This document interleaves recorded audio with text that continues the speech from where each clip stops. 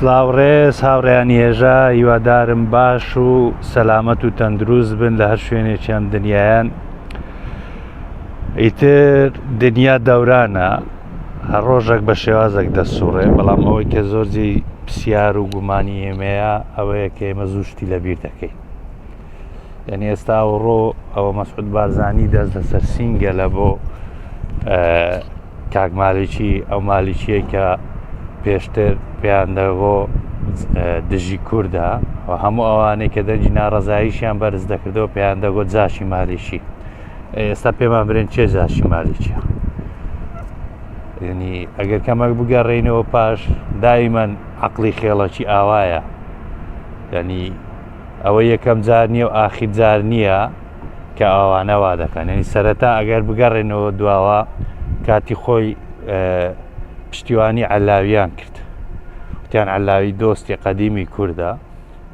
عەلاوی مادەی 58 دەستوری عێراقی لەبار برد، دوای دژی ڕاوەستان، وتیان عەلاوی دژی کووردە، پشتیوانی جەعفەریان کرد. ئەو جارێک گوتیان جەعفەری دۆستی قەدیمی کووردە، جەعفەریش مادەی 140 دەستوری لەبار برد.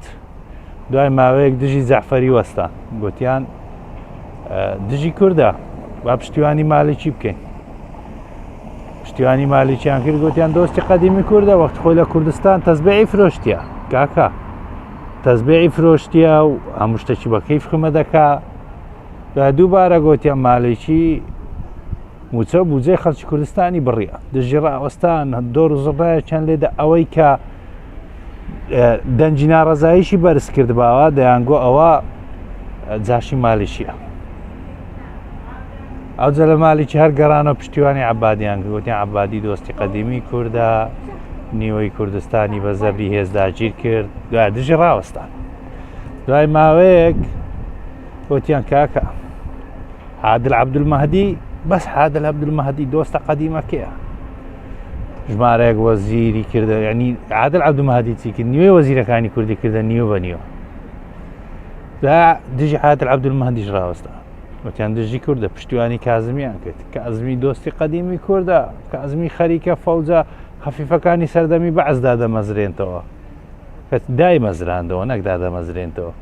ئیتر ئەوەیە عەقڵی خێڵ، قەت گەشە ناکە هاوڕێیان، هەر لەو شێوازە دەمینێتەوە ئاوایە.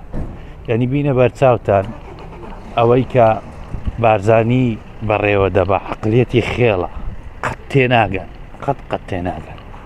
وە من زیاتر لە کاتتان ناگرم، تەنها ئەوەیە ویستم ئەوەتان بەبیر بێنمەوە. ئەوانەی دوورێ بەمەیان دەگۆ جاشی مالیکی، دە ئێستا سەرۆکتان جاشی مالیکێت جەناب.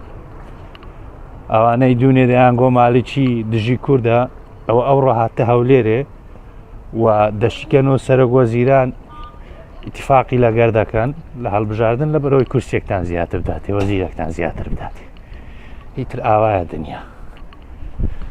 جاش مالیکیەکان سڵاوی گەرم و گوڕتان لێبی، هیوادارم باش بن، هەروم وەختێک قەت خراپ نەبن.